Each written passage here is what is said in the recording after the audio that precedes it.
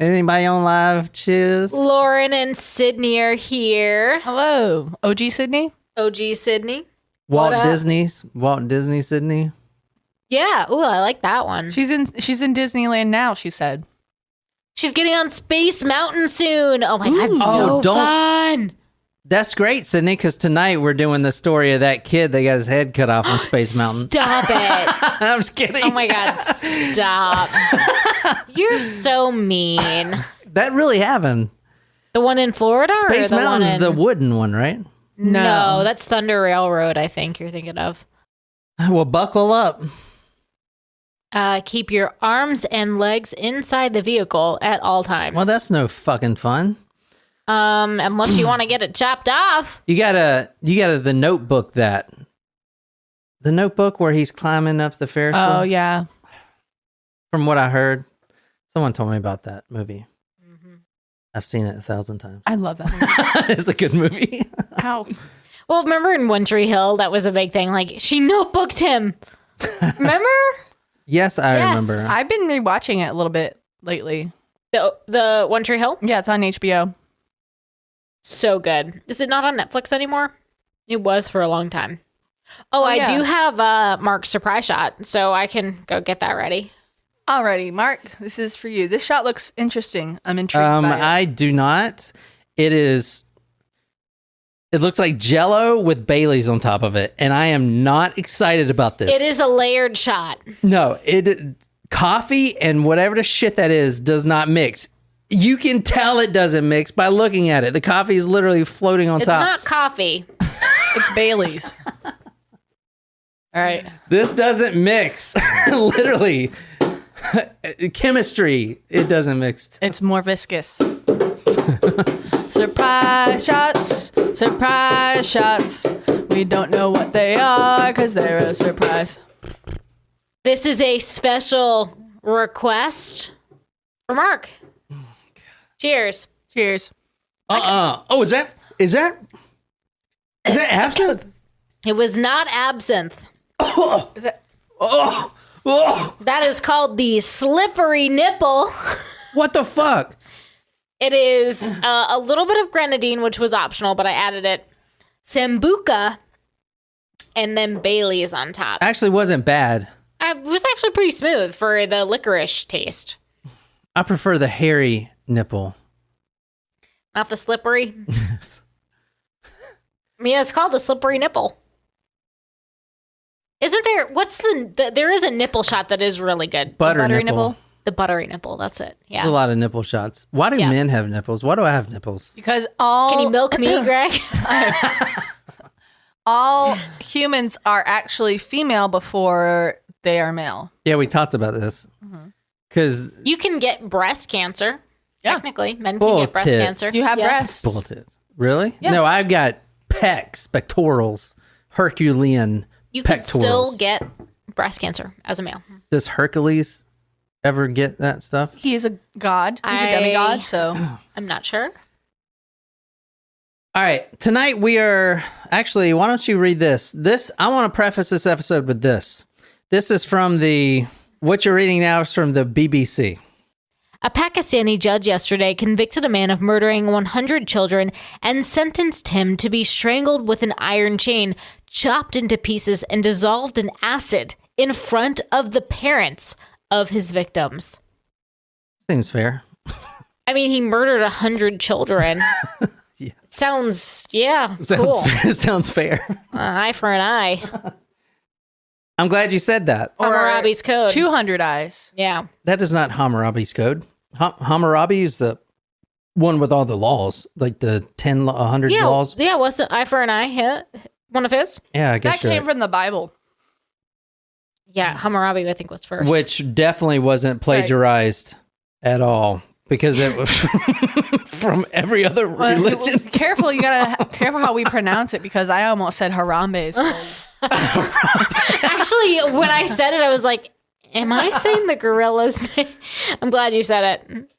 No, it's Hammurabi. Hammurabi's code.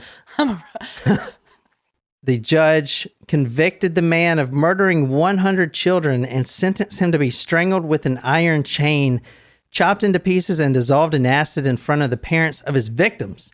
You mentioned something, an eye for an eye. Mm-hmm. If you're ever overseas in any place where there's Islam, Islam is the primary tradition, you have Sharia's law. Mm-hmm. You know what that is? Can you tell us what that is? It is like your punishment is equal to your crime. There's also, with Sharia law, I looked up, there is another Islamic law that I haven't heard before, but this is what you heard, the 100 children, and he convicted them to be strangled with an iron chain. He convicted them to be strangled with an iron chain and chopped into pieces. The law is to do unto one as he is done to others type of thing. The golden rule. It's called qisas. I think I'm pronouncing that right. Qisas. It's an Arabic term. It means accountability, following up after pursuing or prosecuting. It means retaliation in kind, an eye for an eye. So that is an eye for an eye phrase, qisas. So this is common over there because obviously I said last time, y'all understood that this wasn't an American story once I told you the judge, I mean, no judge in America could sentence anyone to that. That's, Right. I mean, that's like oddly specific. Because I think like you sentence someone to death and then like death by lethal injection is how it is nowadays, right? I don't think any other place uses like the electric chair or anything still. Firing squad. Yeah. No, there's a lot of places that still do that. I mean, in the U.S. Oh, in the U.S., no, I don't think so. So yeah, if that had me thinking we were going somewhere else. But for this story, before we go any further, I need to point out there is some discrepancy between could the judge actually do this because Sharia law, it is forbidden for an execution to be public. To be strangled with an iron chain, chopped into pieces, and dissolved in acid, yes, that goes under the qisas ruling. However, it's against Sharia law to have this taking place in a public execution spot. Although they do that all the time over there. I was like, even here, injections Are private. Yeah, but I think victims' families are invited. Yeah, but that's still private. Yeah, not like the public can go in and Yeah. It's not like we're not friggin' in the town square. lynching someone down at the Charleston Market here. Yeah, Yeah. like how this is not public. like Ted Bundy, everyone was waiting outside, like holding signs. Well, but that's still Right. private, But again, though. no, that's what I'm saying. It's like they couldn't go in and like Yeah. watch. But this is saying it's in front of the parents of the victims, so that could. Oh, You know what I okay, mean? yeah, okay, yeah. Like it's kind of the same thing as what I think of. Yeah, no, that's a really good point. I saw in one source about this case specifically that it was supposed to take place in the township. However, that actually I didn't realize that now. That was the thing that was probably was the discrepancy with the defense, I guess, in this case. Obviously, a lot of the story is not in English. Yeah, I would guess. You know, I would never want to be an executioner. I was like the low of society, right? There's a documentary out there. If you want to look it up on YouTube, I think it's called like Great White Underbelly or some shit like that. I don't know, but it interviews I think he's Texas or Georgia. Maybe Georgia. A Georgia executioner, not an executioner, but the one that pulls I guess executioner, the one that pulls the thing down to do the electrical chair, and he's killed hundreds. And they interview him. And it's not trying to make him look bad or good or whatever. It's just kind of it's like a social experiment or whatever. It's pretty crazy. Like the Green Mile. That movie was about somebody he ran the electric chair. Oh, yeah. I never saw it. It's a really good movie. I know Tom Hanks is in it, yeah. So that judgment is what we're going to be looking at tonight. However, I'm starting the story December 1999. A letter comes in. Anonymous letter was written and sent to the Pakistani police. And the letter specifically said the following. I'm going to read this. Quote from the letter. Quote, I have killed and raped over 100 young boys between the age of 6 to 16. My victims consist of orphans and runaway children who lurks at the street of Lahore, Pakistan, where I would bring them home so I could rape them and strangle them to death after murdering them. I will dismember their bodies and immerse them in vats of hydrochloric acid and then dump their bodies into a nearby river. And that was the extent of the letter. Obviously, it was anonymous. All right, so this letter also confessed that by the time that police receive this letter, he will be dead and gone because he would have drowned himself in the Ravi River. Now, police, they didn't just discount this. Now, this is Pakistani police. The Pakistani police, they didn't discount it. They actually launched one of the largest, probably the largest manhunt in Pakistani history. And what do you think how do you think they tried to find him? By schools and by the streets? No. Think Good about the guess. letter. He confessed that by the time they read it, he's going to be drowned in the Ravi River. So they netted that entire river multiple times, actually. Okay. Spent all this money, netted the river. No body was found. So they knew he didn't actually kill himself. They also knew that this was not just some kind of joke. They launched a manhunt after that once they didn't find his body, and they actually arrested a few teenagers.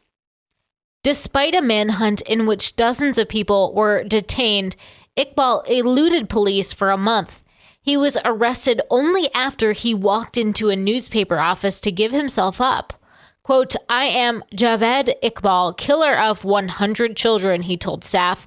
Quote, I hate this world. I am not ashamed of my action, and I am ready to die. I have no regrets. I killed 100 children. Ugh. That was from The Guardian, 17th March 2000. Every time I see the word regrets, I secretly want it to say regrets. We're the Millers? So they actually arrested a couple teenagers prior. Now, all of these teenagers are accomplices of this. Now, why do you think 100 children? Is 100 a significant number? No, but that's a really good guess. He actually, and I'll get to this, the main killer vowed to kill 100, no more, no less.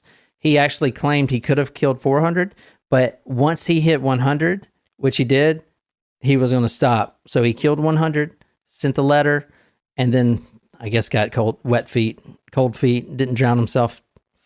But why 100? I'll get to that in a minute. I just wanted you to think about it, like why, kind of. Anyway, all right, so these are the other accomplices. Describe these kids. I mean, they're children. Children, right? Teenagers.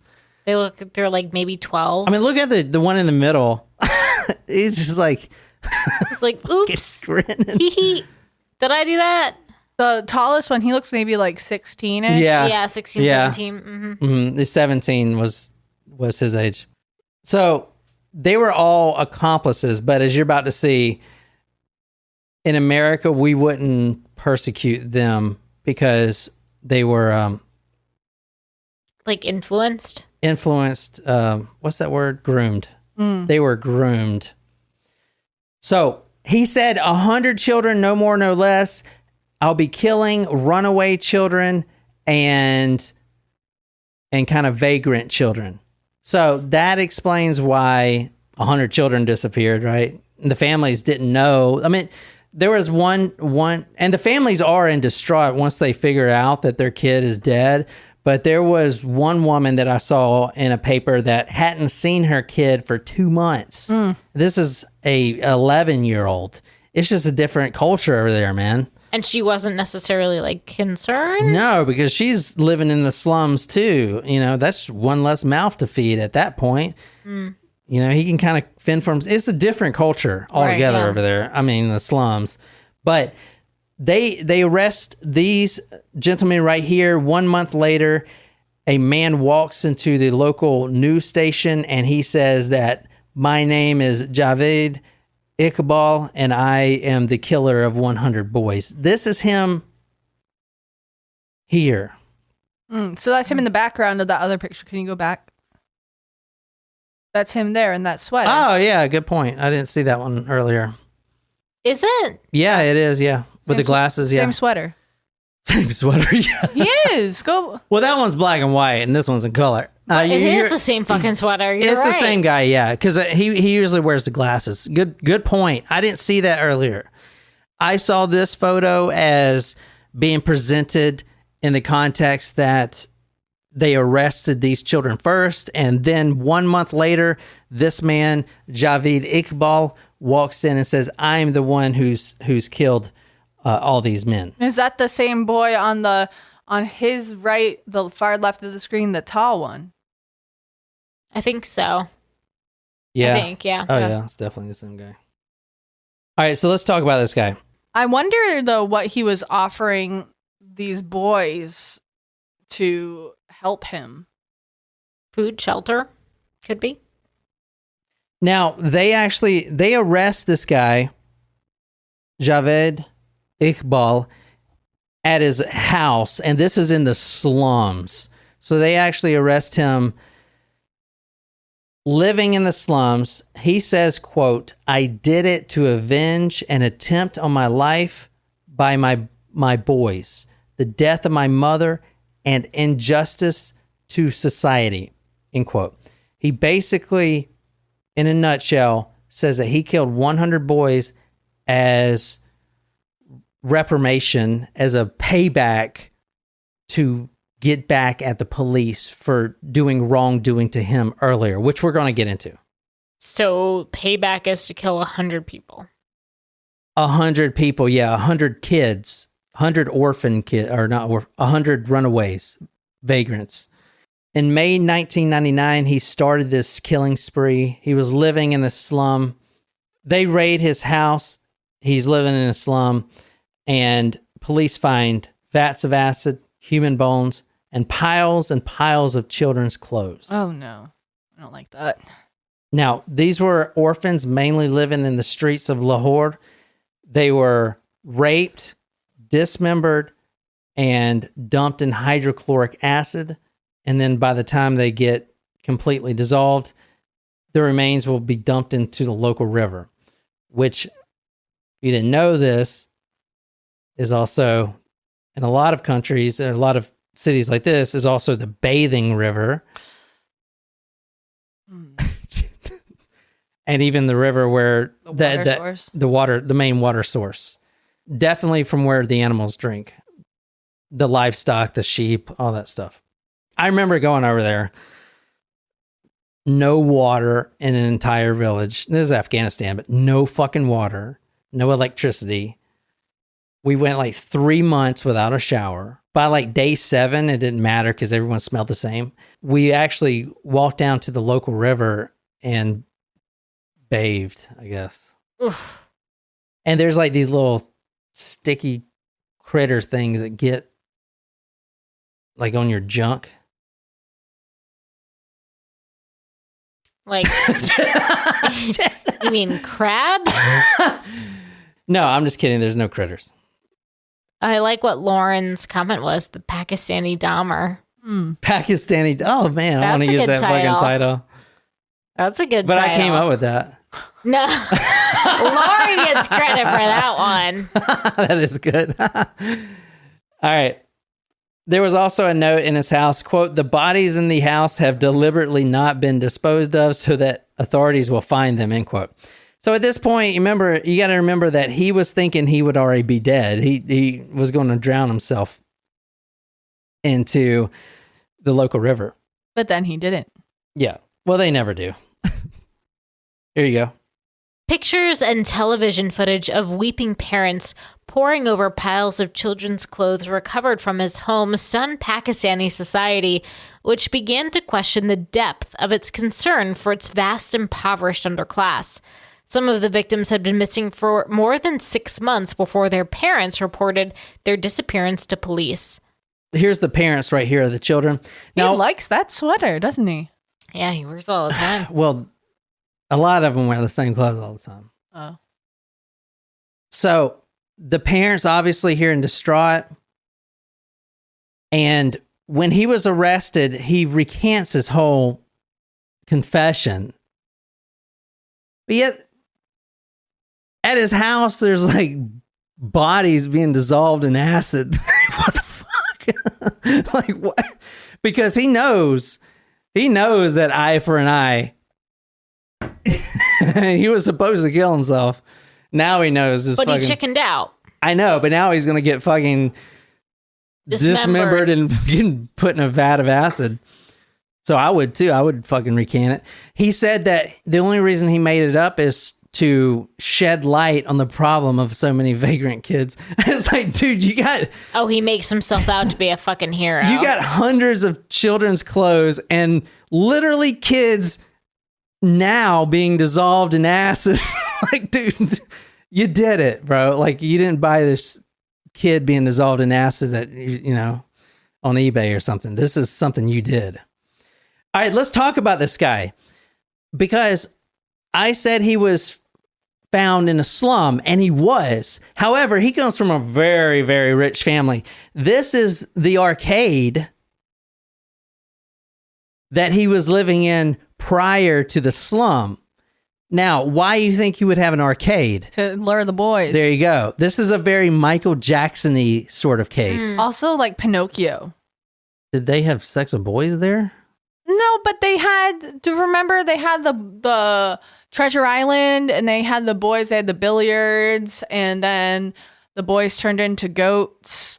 And then Honestly, Pinocchio scared me as a child. It is very creepy. I could only watch it like once. It really freaked me out. Yeah. And then he like gets eaten by the whale. Yeah, it really scared me. That movie scared the crap out of me, actually. But the guy lured the boys, and they were playing pool and smoking cigars, and then they turned into donkeys. I'm a Pinocchio, but where it counts. My dick. So when you lie, When I lie. when you lie to your wife, your dick gets bigger. Oh yeah, it's so big.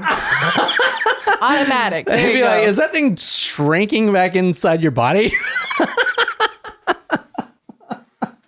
This is going downhill. I really hope this Johnny Llama thing is going to take off because this thing's going downhill. Johnny Llama's on the sinking ship too.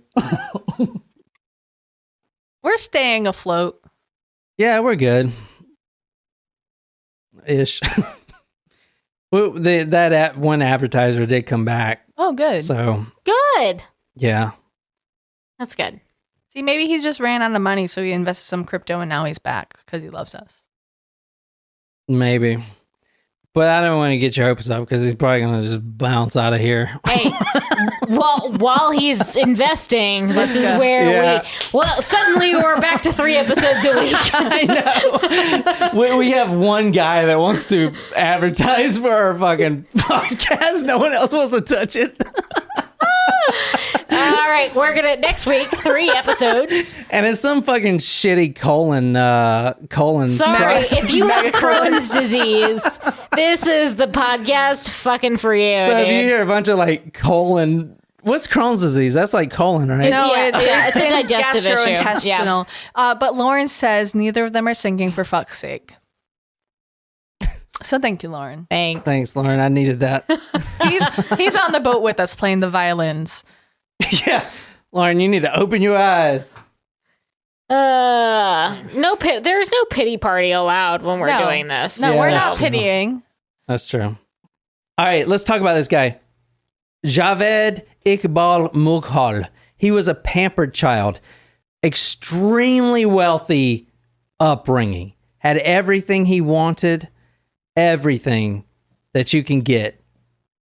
His father was a wealthy businessman.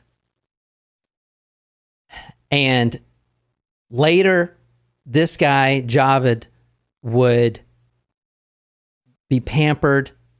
He would get everything he want. And somewhere in his childhood, in his teenage years, to be exact, from what he says, he began, quote, keeping a brigade of teenage boys around him. A brigade. People having a firsthand experience of knowing Iqbal termed him a, quote, boy hunter who would go to any extent to satiate his love or his lust for sodomy. He was a self-proclaimed pervert since he was a teenager. In fact, when he was a teenager, he started, because he's got many ways to lure children. The first way he found that he could lure children was on a motorbike. And he was a teenager with his nice bike. No one else had any bike. Oh, so over in these countries like Pakistan, a large percentage of the population rides motorbikes. Mm-hmm. We call them Haji Davidsons. That's what we call them. They come in a box. You actually assemble them yourself. It's like IKEA, but for motorbikes. But they all ride the same ones. Because the thing about it is like fucking desert, you know. Crotch rockets? No, not crotch rocket. Like they're almost like dirt bikes. Dirt bikes, but not. They're like dirt bikes mixed with Harley kind of thing. You know, they're motorbikes. Most people ride them over there. In the rural areas, you'll never see a woman by herself in most areas, especially not riding by herself. You'll always see the woman on the back. So, you know, I've seen a lot of that from where I was anyway. This guy was a self-proclaimed pervert as a teen. He would drive around in his 200cc motorbike, approach children, and he would have some luck with it. However, this guy's rich, and he loves little children a lot. So he can do anything he wants, and he has several different methods. One of the most effective ones he's had was to make friends through these children magazines. So think of like the Highlights magazine. I was just gonna say highlights. Highlights. You go to the dentist's office and there's like the Highlights magazine. Yeah. So he's like got an advertisement in there. Yeah, he's putting advertisements in them for children, basically saying, "Would you like some candy?"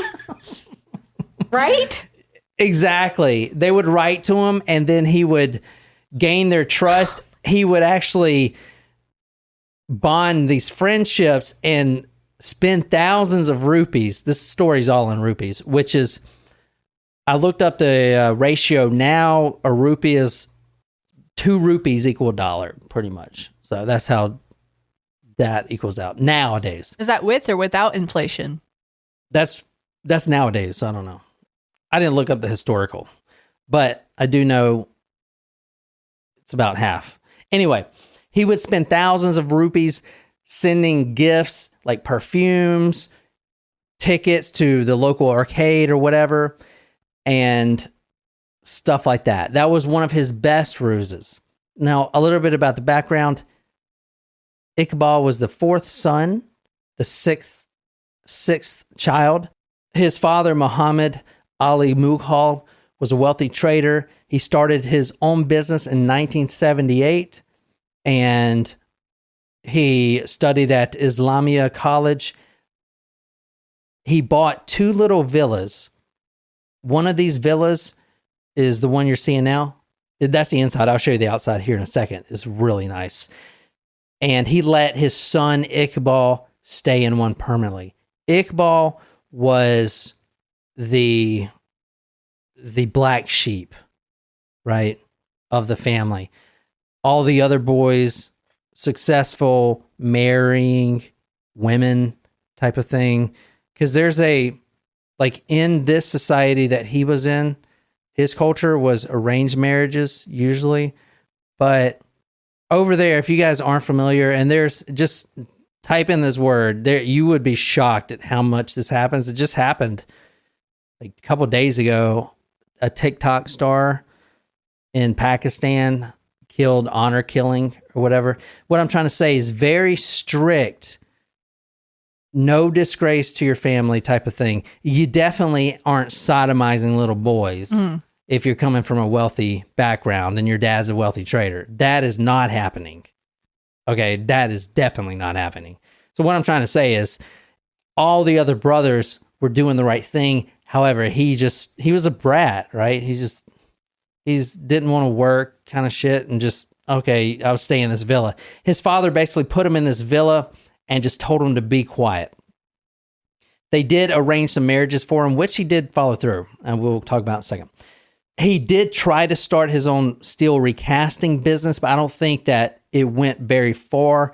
I think that he was getting all of his finances from his father, from what I saw. However, in the villa, the father did find out that there were several boys living there, a brigade of boys, which he was paying, with perks, right? Food or whatever. Mm-hmm. He's lived there with multiple boys for several years. The family found out about this and the boys living there. They basically tried to disown them, but also keep it under the rug because they don't want it to come out because it had tarnished the father's reputation. They arranged him a marriage. And this, for several years, he was refusing to follow through the arranged marriage until they kind of forced his hand. They said, we're going to cut you off everything and you're going to be completely disowned from the family. And disowning a family member over there is permanent. We're going to disown you. So finally, he basically stuns everybody by saying that he will not go through the arranged marriage, but he will select a bride himself. Okay, and he did. And he got married. However, she was the elder sister of one of the boys that he has been raping for several years. Quote, the purpose was to stop the boy from deserting him, end quote. Family found out. Marriage called off quietly. Another marriage arranged. This time, it was the younger sister of one of the boys, a boy named Muhammad, that he was raping. And this marriage, once that was found out, became public, and he was actually arrested for the first time for sodomy. This is from The Guardian. Quote, apart from his family business, everything Javed Iqbal did was aimed at luring boys. He opened a video game shop, and this is it right here. Yeah, Lauren from Live Chat says, John Wayne Gacy lured kids in with his parties and game room. Yeah, exactly. He did that. I remember that now. Mm-hmm. Did the same thing. Same thing. Yeah, crazy. I think that's the only one else we covered that did that, would lure boys in like that. I don't know. I think so. But Gacy was known for doing that. You remember? It was a long time ago when we did that story. Apart from his family business, everything Javed Iqbal did was aimed at luring boys. He opened a video game shop, the first of its kind in Shagba, and would offer tokens to boys at reduced rates, and in some cases free of cost. He was losing money on the arcade so he could to lure the boys in. He would actually throw money on the floor and turn his back, wait till several boys or one boy in particular picks up the money. He would take him to the back room and interrogate him. He is the adult now, 20s, and this is a 12-year-old. So he used the adult power to interrogate him, check his pockets, and then he would rape him right there as a punishment. Then usually, if he felt bad from what he confessed, which was sometimes, he would give the money back to the boy and let him go play arcades. Which I don't know would they even, I guess they would just continue playing. Rape over there of boys is a lot more, I wouldn't say natural, but a lot more occurring than over here. Isn't it more like a it's like a cultural bullying thing. Yeah, like the kite. Did you read the Kite Runner? Kite Runner. Yeah, so Kite Runner. If you read that book, so it's not accepted, but it is like a form of bullying. Yeah. It's terrible, you know? And when I was in Afghanistan, the more corrupt out, and you can't ever, this is what's frustrating. If you see a boy getting obviously raped or groomed or whatever, it's their culture. You cannot step in.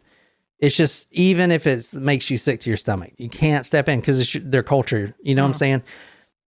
But it's a wrong culture. They know they're doing wrong, but still, you never step in.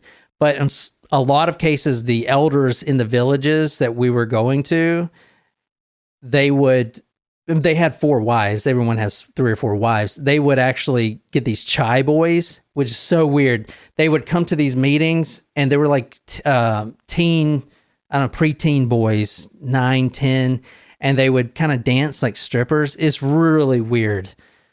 To us, is really fucking weird because they're like little boys dancing, and they would, pleasure these old men. I don't like They're that. called chai boys. I don't know. In fact, one guy told me over there that I would fetch more money than any female. So Good for you. Good he for was you, like, John. if we were to kidnap you, you would get more money. I was like, sweet, that's good to know. Shit. Good for you, John. All right, let me see. He's like, okay, let me get back on track here. His parents soon figured out the arcade thing, so he closed it and opened a fish aquarium in fucking Pakistan in the desert. Yeah. Fucking fish. I mean, was that a good tourist attraction? No, that actually did not work at all. No boys came to that. Then he tried to open a gym, which also failed. Next, he just said, fuck it. No boys are going to my aquarium. No boys want to work out. I'm going to open a school for children called the Sunnyside School. And there are other children's schools around here. How am I going to compete? I'll be the only one with air conditioning. That worked for a little bit. And then the parents realized that he was sodomizing their children, and then everyone stopped coming. So now the public, after the school incident, the public knows. This is not a good thing. Yeah, but he's like still out in action. Like, so But everyone his knows. father, his whole family is extremely wealthy too. So think about it, the economics, like how much business is the father, taxes and stuff generating for the little, what do you call it? Parish or whatever, community. I don't know. I'm not saying that's the reason why he went so long, but dude, you open up an arcade, a fish aquarium, a gym, and then a middle school called the Sunnyside School just to sodomize boys, and you're still not arrested. He also, remember, he was wealthy. He was in good favor with the police. And this is fucking crazy. This guy actually publishes a monthly crime magazine, a true crime magazine, with the sole... Well, that's fucking ironic. Isn't it ironic? Dude, I've dug pretty deep for this shit. True crime Pakistan, and he's like But putting himself on the fucking cover. no.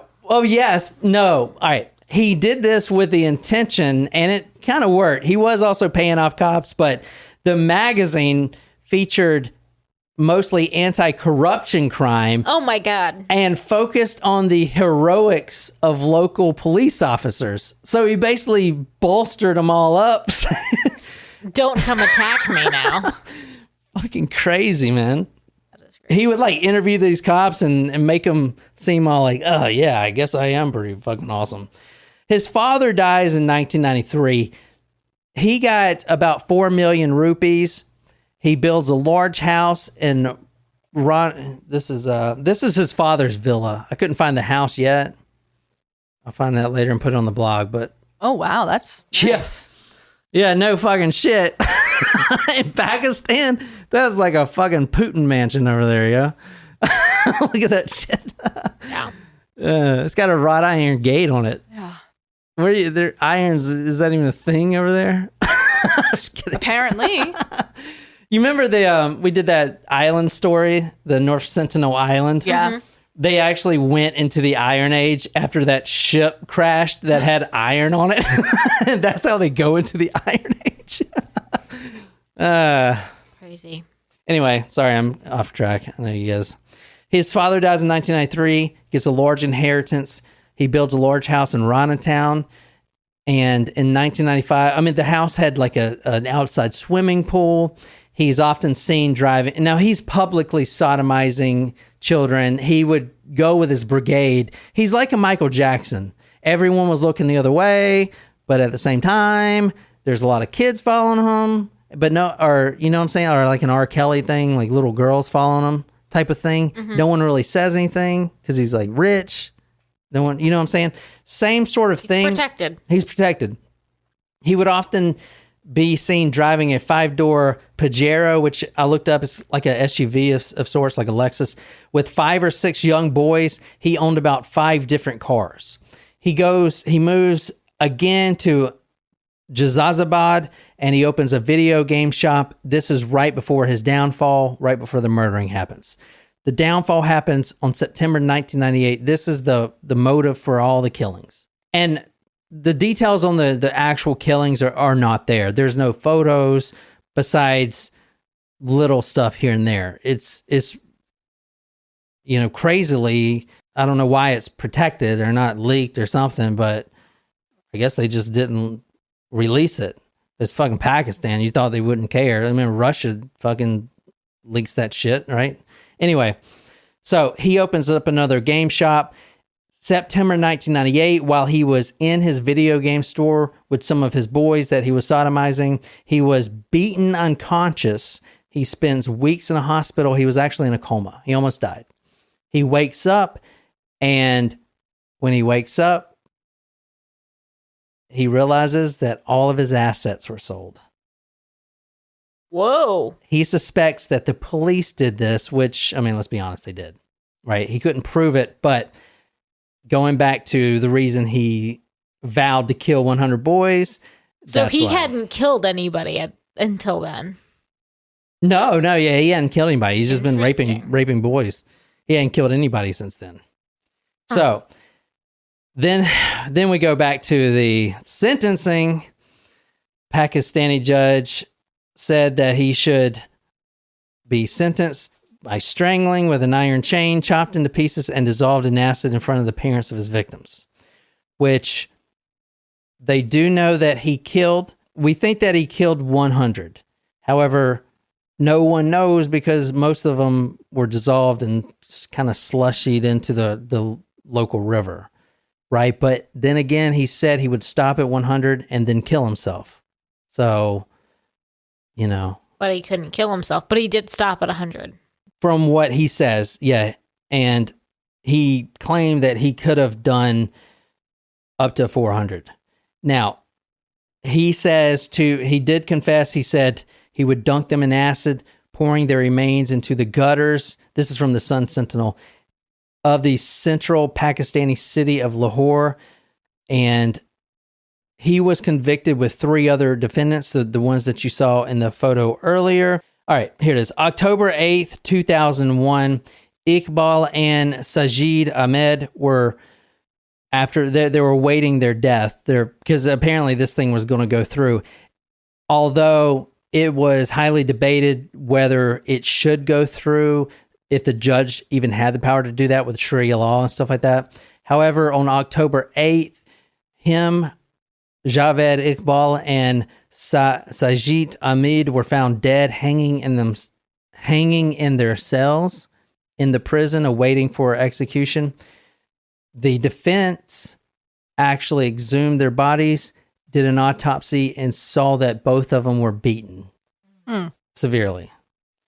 So they think was obviously one of those situations. Yeah. However, it was never proven. No one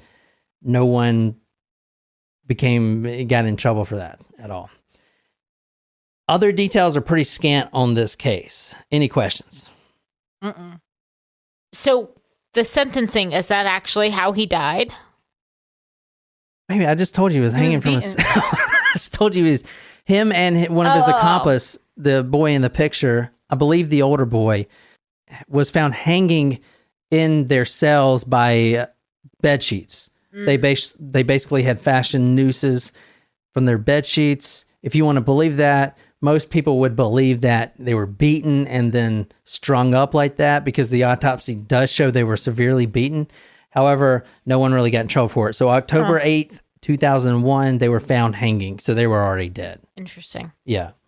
Other than that, man, that's pretty much all the details you're going to get on that one.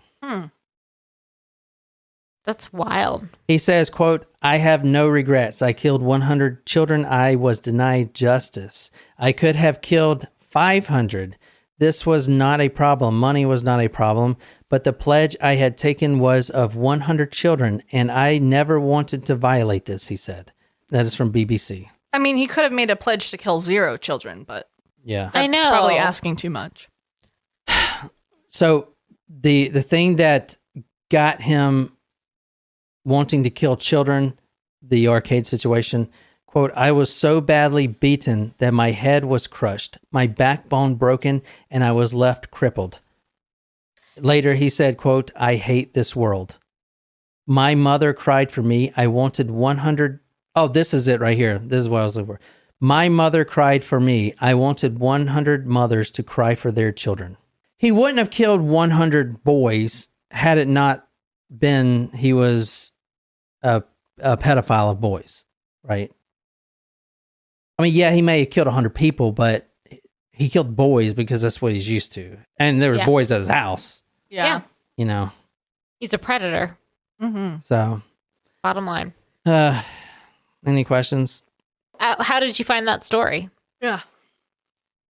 This one, I can't remember. This has been on my list for a while, actually.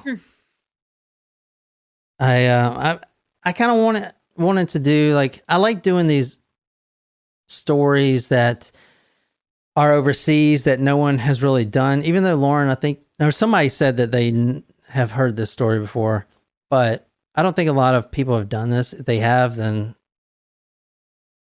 you know, I mean, I do like looking at these old newspapers and stuff. I love doing that. And a lot of these stories, I try to go to the original source and just Google translate it, which y'all know it usually doesn't come out all the way correctly. But I feel like, I don't know, like when I'm there doing that, kind of puts me there, you know? Yeah. I don't know. I want to find out more about this guy, but there's a couple books written and there's like a couple documentaries. None of them even had subtitles in English. So for this, I use BBC, which is the most reliable source. BBC and The Guardian for a lot of the overseas cases, the most reliable sources you're going to get. Any American newspapers is just pulled from the Associated Press, which is kind of like the, you know, generic copy or whatever. But that, and because there's not very many Pakistani news sources out there, to be honest, that I could find anyway. Yeah. So I don't know. But yeah, to answer your question, I've had it on my list forever. I think I may have found it in one of those books, like 500 serial killer books that I got. You know, the ones, you know, those two big ass books. The volumes, yeah. Yeah. So that's where I found like the Stoneman murders and remember that ape story we did? Not the gorilla, but I can't even remember his name. Anyway, I'm freaking tired. All right. I'll see you guys later, man. All right. So I hope you guys enjoyed that. My name is John. I'm sitting here with Jen and Nicole. This is Talk Murder Me podcast. Go to talkmurder.com. Comment on the post. See all the photos. Yada, yada, yada. You can also follow my new thing at Johnny Llama. Anyway. And you can follow Jen too. All right, guys. And until next time, good night, you lovely, lovely people.